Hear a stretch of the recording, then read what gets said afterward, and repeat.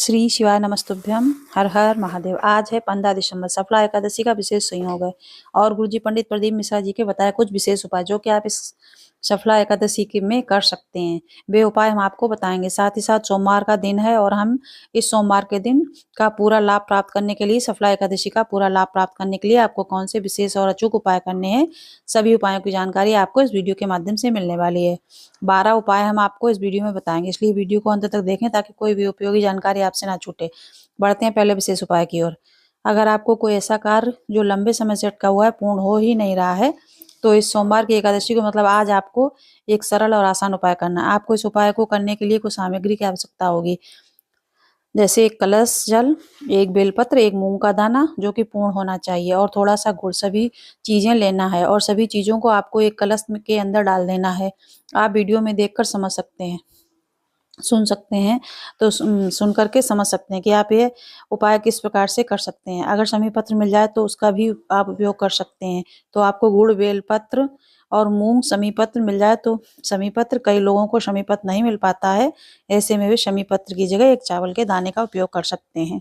या फिर जो भी सामग्री आपको नहीं मिल रही है उसकी जगह आप कोई भी सामग्री का उपयोग करना चाहते हैं तो चावल के दाने का उपयोग कर सकते हैं। अक्षत का उपयोग कर सकते हैं। यह ना सोचे कि आज एकादशी है तो अक्षत का उपयोग नहीं कर सकते हैं, भगवान को अर्पित किया जा सकता है। ये सभी चीजें जब आप कलश के अंदर डाल देंगे तो इस जल से भरे हुए कलश को लेकर भोलेनाथ के मंदिर में जाना है। श्री शिवाय नमस्तुभ्यम, नमः शिवाय ओम बोलते हुए सभी चीजें भोलेनाथ के शिवलिंग पे अर्पित कर देना है। इसके बाद हाथ जोड़कर अपनी जो भी मनोकामना है वह मनोकामना आपको बोलने के बाद एक बार श्री शिवाय नमस्तुभ्यम, ओम नमः शिवाय, बस इतना ही करना है। यह सोमवार के दिन किया जाने वाला सबसे अच्छा, अटके हुए कार्यों को पूर्ण करने वाला मनोकामना पूर्ति उपाय है, जो कि किसी लंबे समय से अटके हुए कार्य को पूर्ण करने के लिए किया जाता है, जिसे आप 3 से 4 सोमवार करके देखिएगा, लाभ जरूर देखने को मिलेगा। बढ़ते हैं अगले विशेष उपाय की ओर। गुरुजी पंडित प्रदीप मिश्रा जी ने अपने जीवन में उन्नति प्राप्ति के लिए एक सरल और आसान उपाय करने को कहा था, से आप इस सोमवार को एकादशी के दिन करके अधिक से अधिक लाभ प्राप्त कर सकते हैं। अगर आपको लग रहा है कि आपके व्यापार में उन्नति नहीं हो रही, अगर आपको लग रहा है कि आप जो नौकरी कर रहे हैं, प्राइवेट हो या सरकारी, उसमें आपको तरक्की देखने को नहीं मिल रही है, तो आपको ये उपाय करना है। आपको पंचामृत तैयार कर लेना है। पंचामृत तैयार करने के लिए दूध, दही, घी, शहद, शक्कर इसका उपयोग कर सकते हैं, या फिर अन्य सामग्री जो आप समर्पित करते हैं वह भी उपयोग में ले सकते हैं। तो पंचामृत और एक बेलपत्र लेकर भोलेनाथ के मंदिर में पहुंच जाना है। भोलेनाथ के मंदिर में पहुंचने के बाद बेलपत्र को सबसे पहले आपको शिवलिंग में जो माता अशोक सुंदरी का स्थान होता है वहां पर अर्पित कर देना है। इस प्रकार से अर्पित करें कि बेलपत्र की डंडी शिवलिंग की ओर हो। जी हाँ, जैसा गुरुजी ने कहा हम वैसा ही आपको बता रहे हैं। इसके बाद पंचामृत को आपको उसी बेलपत्र के ऊपर से अर्पित करना शुरू कर देना। धीरे धीरे पंचामृत की धार आप शिवलिंग के ऊपर से जाकर पूरा पंचामृत अर्पित कर दें। इस बात का ध्यान रखें कि शिवलिंग पर आप जो भी सामग्री अर्पित करते हैं उसके बाद एक गिलास साफ जल जरूर अर्पित करें। मात्र इतना कर देने से भोलेनाथ के साथ साथ आपके पितरों को भी आशीर्वाद प्राप्त होता है। वे आपको पितरों का भी आशीर्वाद आपको प्राप्त होता है। वे आपको आशीर्वाद देते हैं, और जीवन में अगर आपके कुछ कार्य अटक रहे हैं, जीवन में आपको उन्नति नहीं मिल पा रही है, तो आपको जीवन में उन्नति देखने को मिलती है। बढ़ते हैं अगले विशेष उपाय की ओर। गुरुजी पंडित प्रदीप मिश्रा जी ने हाल ही की शिव पुराण कथाओं में बेलपत्र और घी और दूध से जुड़ा हुआ एक उपाय बताया, जो कि इस किस प्रकार से करना है आपको हम इस वीडियो में बता रहे हैं। आपको एक बेलपत्र लेना है। इस बेलपत्र को आपको सबसे पहले जो उसकी ठूंठ होती है वो तोड़ लेनी है। तोड़ने के बाद नीचे से तोड़ना है, जैसा भाग होता है उसे तोड़ना है। इसके बाद इस बेलपत्र में आपको थोड़ा सा दूध लगा देना है। 1 चम्मच घी, दूध लगाएंगे तो पर्याप्त है। दूध 1 चम्मच भी लगाएंगे तब मतलब जो कुछ भी लगा पाए आप। दूध कच्चा होना चाहिए, मतलब पकाया हुआ दूध नहीं होना चाहिए। आप जो जैसे आपके यहाँ दूधिया दे जाता है, आप के यहाँ जानवर है तो उसका निकाल के लाए, उसको गर्म नहीं किया, उसको कच्चा दूध कहते हैं। ये उपाय आपको किस प्रकार से करना है। बेलपत्र की आप चाहो तो सभी पत्तियों में दूध लगा सकते हो, या फिर आप बेलपत्र की बीच वाली पत्ती के बीच और पीछे दूध लगा सकते हो। इसके बाद बची हुई दोनों पत्तियों में आपको घी लगा लेना है। इस उपाय को करने के लिए सिर्फ इन्हीं 2 सामग्री की आवश्यकता है, बेलपत्र, दूध और घी। बची हुई दोनों पत्तियों में आप शहद लगा दें। इसके बाद इस बेलपत्र को ले जाकर आपको भोलेनाथ के मंदिर में सोमवार के दिन शिवलिंग पे चिपका देना है। बस इतना ही करना है। काफी सरल और आसान उपाय है।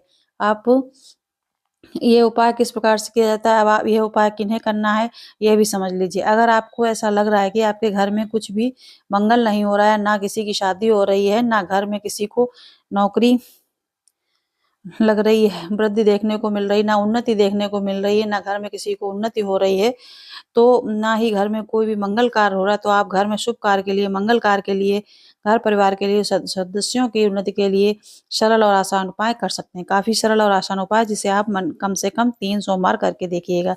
विशेष सोमवार जैसे आज सफला एकादशी और इस सोमवार में अगर आप ये उपाय करेंगे तो आपको सफलता निश्चित देखने को मिलती है।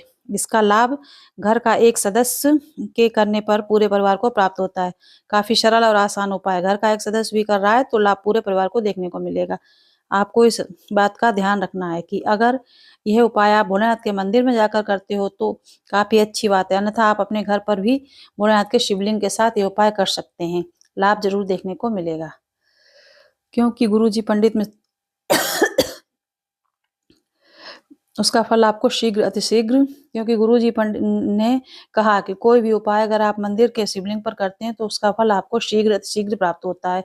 फिर किन्हीं कारणों से अगर आप मंदिर ना जा पाएँ या फिर किन्हीं कारणों से आप मंदिर जाने में असमर्थ हैं, तो आप अपने घर में जो भोलेनाथ का शिवलिंग होता है उसके साथ भी आप ये उपाय कर सकते हैं। इस बेलपत्र को ले जाकर भोलेनाथ के मंदिर में भोलेनाथ के शिवलिंग में अर्पित कर देना है। आप भोलेनाथ के शिवलिंग में बेलपत्र को किसी भी प्रकार से अर्पित कर सकते हैं। हमने इस प्रकार से अर्पित किया है कि बेलपत्र की डंडी हमारे विपरीत ओर हो, उत्तरमुखी होकर अर्पित किया है। ऐसे में बेलपत्र की डंडी आपको जलाधारी की ओर देखने को मिल सकती है। इसी प्रकार से आप अपने घर के शिवलिंग पर या भोलेनाथ के मंदिर में जाकर यह उपाय करेंगे तो आपको शीघ्र अतिशीघ्र देखने को मिलेगा। बढ़ते हैं अगले विशेष उपाय की ओर, जो कि आप इस सफला एकादशी के सोमवार को कर सकते हैं। आपको बता दें जितने भी हम जल वाले उपाय बताएँगे, उन्हें आपको शाम के पहले कर लेना है और बिना जल के जो उपाय हैं, वे सभी आप शाम को भी कर सकते हैं, रात्रि को भी कर सकते हैं। अगले उपाय की ओर बढ़ते हैं। गुरुजी पंडित प्रदीप मिश्रा जी के बताए सफला एकादशी सोमवार के विशेष उपाय की ओर। अगर आपको लग रहा है कि आपका कोई कार्य किसी का के द्वारा पूर्ण नहीं किया जा सकता है, अर्थात आपने सबके सामने हाथ फैला लिया, झोली पसार ली, पर कोई आपकी मदद नहीं कर रहा है, तो आपको कहीं हाथ फैलाने की आवश्यकता नहीं है। एक कलश जल में भोलेनाथ के मंदिर में जाएँ और शिवलिंग पे सिर्फ 2 स्थानों पर जल अर्पित कर दें। माता अशोक सुंदरी के स्थान पर, जहाँ से जल चढ़ाते हो शिवलिंग के ऊपर लाना और पूरा जल अर्पित कर देना है। किसी दूसरे के सामने हाथ फैलाने की आवश्यकता नहीं पड़ेगी। आपकी जो भी उद्देश्य, जो भी कामना है, वो भोलेनाथ की कृपा से शीघ्र से शीघ्र पूर्ण हो जाएगी। बढ़ते हैं अगले विशेष उपाय की ओर। अगर सोमवार के दिन आप अपनी घर के किसी सदस्य की मनोकामना पूर्ति चाहते हैं या फिर स्वयं की मनोकामना पूर्ति चाहते हैं, तो आपको काले तिल का उपयोग करते हुए एक सरल और आसान उपाय करना है। आपको 7 काले तिल के दाने या फिर उससे अधिक भी ले सकते हैं। 11-21 आपको काले तिल के दाने लेना है और उसे लेकर भोलेनाथ के मंदिर में जाना है। श्री शिवाय नमस्तुभ्यम बोलते हुए सभी सामग्री को, मतलब सभी काले तिल के दानों को आपको शिवलिंग पे अर्पित कर देना है। इसके बाद आपकी कामना करते हुए जो भी कामना है वो शीघ्र से शीघ्र पूर्ण हो जाएगी। और जैसा कि आपको पता है कि आज सोमवार का दिन है, आप पशुपतिनाथ का व्रत करना शुरू कर सकते हैं। सोमवार के किसी भी सोमवार से आप पशुपतिनाथ व्रत उठा सकते हैं। गुरुजी पंडित प्रदीप मिश्रा जी ने कहा, शिव को हर सोमवार प्रिय, शिव को हर सोमवार प्रिय। ऐसा ना हो कि ये सोमवार गलत हो, मैं इस सोमवार से पशुपति व्रत नहीं कर सकती है। लेकिन अगर आप एकादशी व्रत रहते हैं तो नहीं कर सकते हैं, क्योंकि महाराज जी ने भी बताया अगर कोई आपका व्रत है तो वो गिना नहीं जाएगा पशुपतिनाथ व्रत में। मैं इस सोमवार से पशुपतिनाथ व्रत नहीं कर सकती हूँ, ऐसा नहीं है। केवल अगर आप व्रत रहते हैं एकादशी का तो नहीं कर सकते हैं। किसी भी सोमवार से आप पशुपतिनाथ व्रत कर सकते हैं, पशुपतिनाथ व्रत का लाभ प्राप्त कर सकते हैं। अगर संपूर्ण पशुपतिनाथ व्रत की पूजन विधि देखना चाहते हो तो आप हमारे चैनल पर डलिए, आप देख सकते हैं। अगर चाहें तो आप बताएं तो हम आपको दोबारा भी वीडियो बना के डाल देंगे।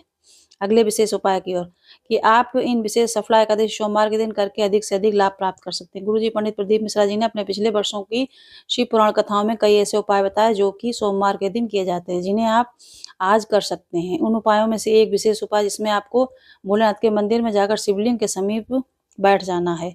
उत्तरमुखी होकर बैठेंगे तो काफ़ी अच्छी बात है। और इसके बाद अगर आपको लग रहा है कि आपका कोई कार्य अटका हुआ है, या फिर शीघ्र विवाह के लिए, या फिर आपके घर में कोई सदस्य जिसकी नौकरी नहीं लग रही, या फिर उसका व्यापार नहीं चल रहा है, फिर उसकी किसी भी क्षेत्र में आपको उन्नति देखने को नहीं मिल रही है, तो आपको शिवलिंग के में एक बेलपत्र माता अशोक सुंदरी के स्थान पर अर्पित करना है और उसके बाद चारों दिशाओं में 4 चंदन की बिंदियां लगा देना। आप उपाय को आपको किस प्रकार से करना है, चारों दिशाओं में 4 चंदन की बिंदी लगाना है और ये अलग-अलग दिशाओं में लगाना है, जैसा कि गुरुजी ने कहा है, वैसा भी हम आपको बताया है। इसके बाद 5वीं बिंदी आपको शिवलिंग के ऊपर लगा देना। हर क्षेत्र में किसी भी दिशा में उसे सफलता ज़रूर देखने को मिलेगी। जिस क्षेत्र में भी आप आगे बढ़ना प्रयास करेंगे, उसमें आपको सफलता मिलेगी। आप स्वयं के लिए कर रहे हैं, तो आपको सफलता मिलेगी। अगर आप अपने घर के सदस्य के लिए कर रहे हैं, तो उसे भी जीवन में सफलता देखने को मिलती है। इसके साथ ही साथ जो आपके चंदन की बिंदियाँ लगाई हैं, उनमें आपको पीले चावल भी लगाने हैं, सभी बिंदियों में लगाने में हैं। उसके बाद में किस प्रकार से आपको ये उपाय करना है, सभी बिंदियों में चावल का एक-एक दाना जो कि पीला होना चाहिए, उसे आपको चिपका देना है। काफ़ी सरल और आसान उपाय है। जिस क्षेत्र में सफलता प्राप्त करना चाहते हैं, आपको सफलता मिलेगी। चारों दिशाओं में और भोलेनाथ के शिवलिंग में आपको चंदन की 5 बिंदियाँ लगाना रहता है, सभी में पीले चावल चिपकाने रहते हैं। इसके बाद बताशोक सुंदरी के स्थान में जो आपने बेलपत्र को अर्पित किया, उस बेलपत्र को आपको अपने घर ले आना है। कम से कम 21 दिनों तक रखना है। जिस क्षेत्र में प्रयास करेंगे, सफलता देखने को मिलेगी। अगर आपको हमारे बताए हुए उपाय अच्छे लगे हैं, तो प्लीज़ कमेंट कीजिए, शेयर कीजिए, सब्सक्राइब कीजिए। श्री शिवाय नमस्तुभ्यं।